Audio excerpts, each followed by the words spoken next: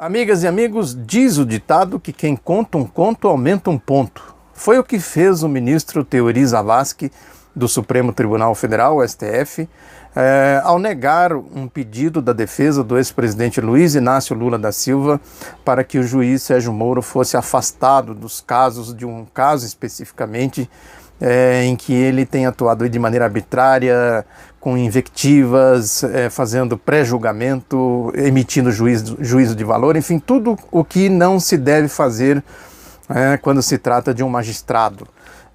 Mas o Sérgio Moro é o Sérgio Moro, a gente sabe muito bem quem é a figura, sabe dos seus procedimentos, sabe aí que ele gosta de um show midiático, sabe também dos seus pendores fascistas, dos seus métodos de varrer para debaixo do tapete o que não convém à lógica política para a qual ele trabalha, para a qual ele foi incensado aí pela mídia, pela Rede Globo em particular.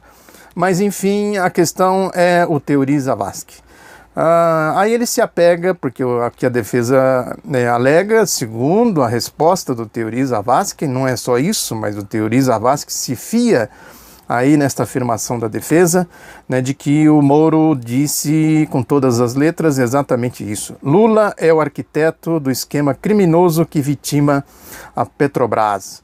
Não há dúvida nenhuma de que uma afirmação como essa é um juízo de valor, é um pré-julgamento.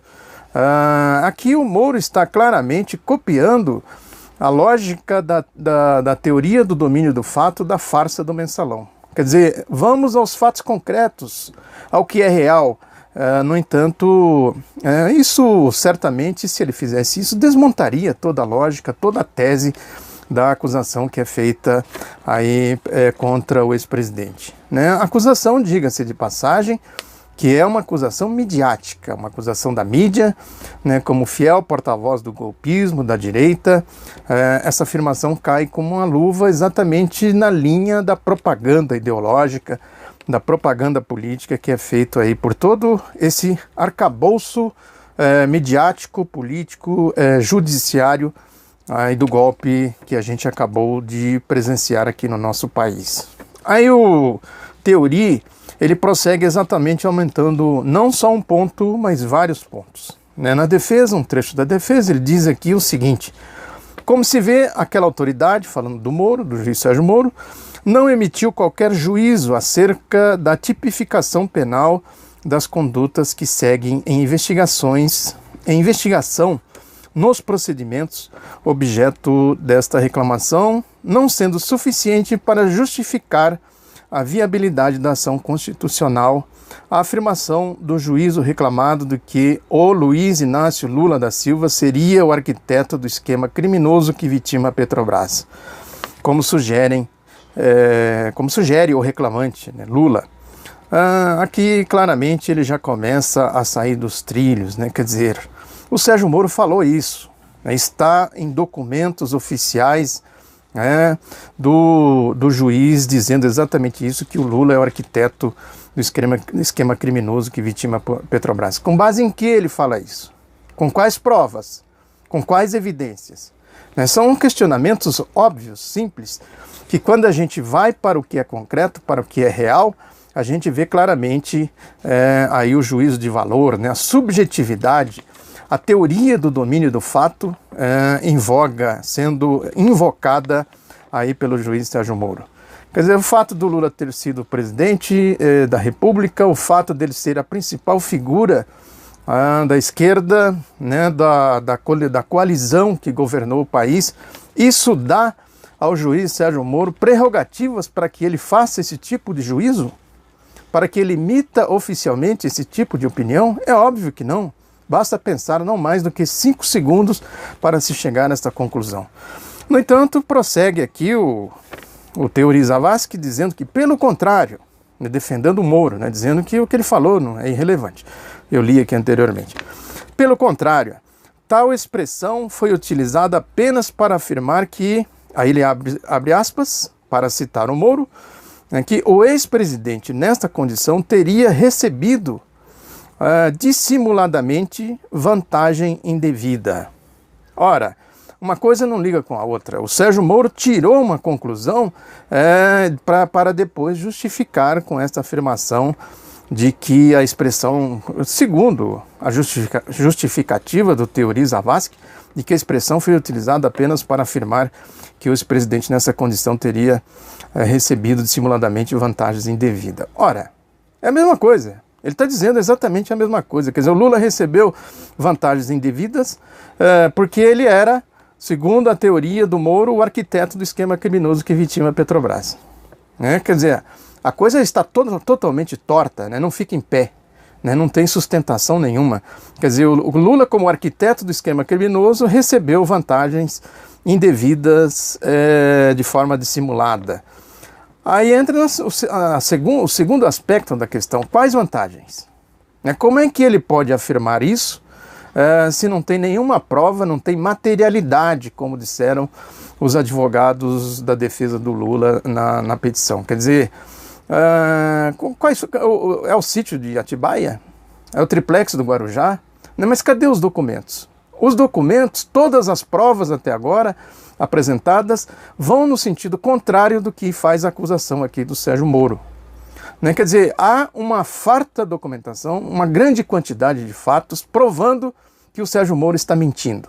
E não há nenhuma documentação no sentido contrário provando que o Lula está mentindo. A conclusão é óbvia, né? O sentido da justiça é óbvio. Aqui ele está claramente invertendo o sentido da justiça, né? A questão das provas, né? O ônus da prova. Ao acusador cabe provar a acusação, né? É como disse o Celso de Mello, quer dizer, estão aí invocando aquele decreto do Estado Novo, do Getúlio Vargas, da ditadura de 1937, que criou o Tribunal de Segurança Nacional, invertendo essa lógica, quer dizer, o acusado é que tem que provar que ele é inocente, não quem acusa. Enfim, é uma obviedade óbvia, diria Nelson Rodrigues. Aí o Teori ainda prossegue mais com com seus pontos acrescidos ao conto, né, que é um conto da carochinha. Tudo isso aqui é um conto da carochinha, né, um papo furado, uma conversa fiada que não tem fim.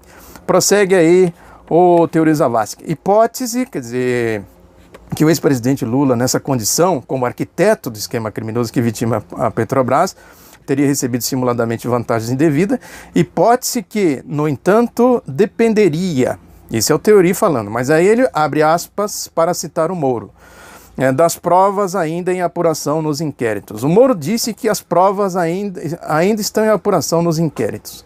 Se as provas estão em apuração, como que ele pode dizer que o Lula é o arquiteto do esquema que vitima a Petrobras e que recebeu vantagens indevidas dissimuladamente do caso? Como é que ele pode? Então, não seria óbvio, lógico, que ele concluísse então as apurações e apresentassem as provas, os fatos, para dizer o que ele disse, para fazer essa afirmação, né? Essa sentença, isso aqui é uma sentença. Ele já está dizendo que o Lula é o arquiteto. Ele não falou que poderia ser, talvez seja. Ele falou que ele é o arquiteto do esquema e que ele recebeu dissimuladamente vantagens indevidas. Ele deu uma sentença, né? Não é uma sentença oficial, mas é uma sentença midiática. A mídia se utilizou amplamente disso. Isso caiu nas redes sociais, caiu aí nos grupos do ódio.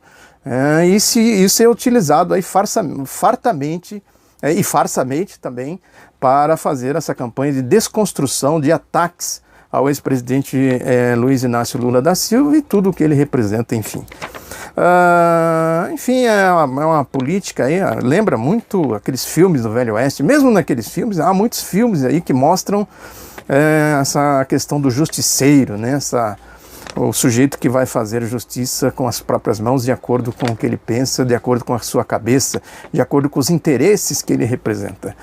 É fundamentalmente isso. Quer dizer, você se imagina um John Wayne, né? Aí um pistoleiro, né? Vamos dizer assim, fazendo uma analogia, evidentemente, né? Com outros métodos, com outras... Um justiceiro, né? Seria a palavra mais adequada.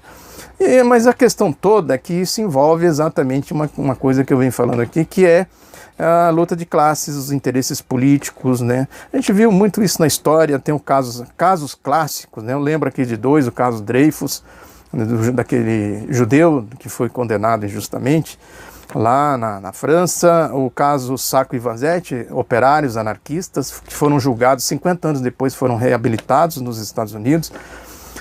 E fundamentalmente esses métodos são métodos de ditaduras, quer dizer, não tem o amplo direito de defesa, não tem a presunção da inocência, nessas coisas básicas do Estado democrático de direito, quer dizer, aí cria-se exatamente a justiça punitiva, a justiça política, o tribunal político, né?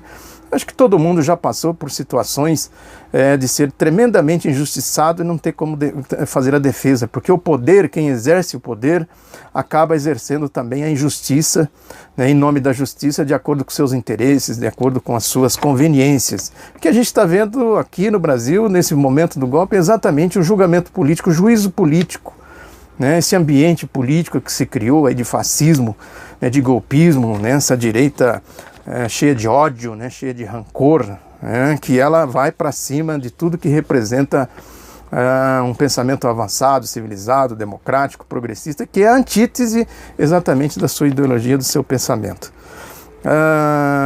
Quer dizer, aí tem uma frase aqui, tem uma afirmação de um juiz, Alexandre Moraes da Rosa, de Santa Catarina, muito interessante, que ele analisando, fazendo analogia aí do caso, ele diz que existe no judiciário hoje essa lógica do drible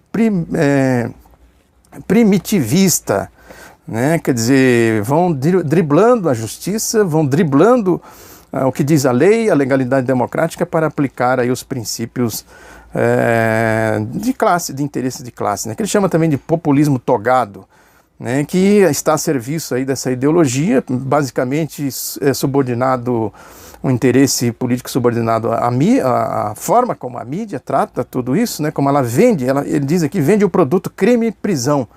É que a mídia vive disso, exatamente aí fazendo a política com essa lógica de vender o produto crime e prisão, que é o que eles tentam fazer com o Lula, né? Dizer que ele é um criminoso para justificar aí essa grita que existe aí na direita, nos grupos de ódio da prisão do Lula. Enfim, é o que a gente está vendo, exatamente isso. Enquanto isso, só para constar, eles vão levando aí adiante o programa do golpe, é sempre a gente atentar para isso. A questão da CLT, né, a questão da reforma da Previdência, os ataques à Petrobras, é importante. O Lula, tudo isso aqui que eles falam do Lula está ligado à Petrobras, né, que é um ponto fundamental e importante em toda essa lógica aí dos golpistas.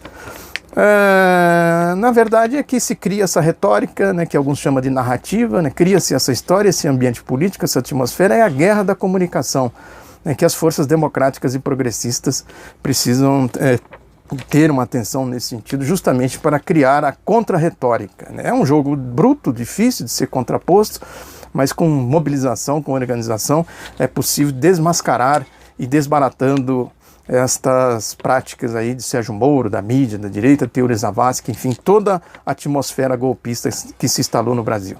Nesse sentido, inclusive, eu peço para que você se inscreva, que você curta e que você compartilhe e divulgue esse canal, tá bom? Um abraço e até a próxima.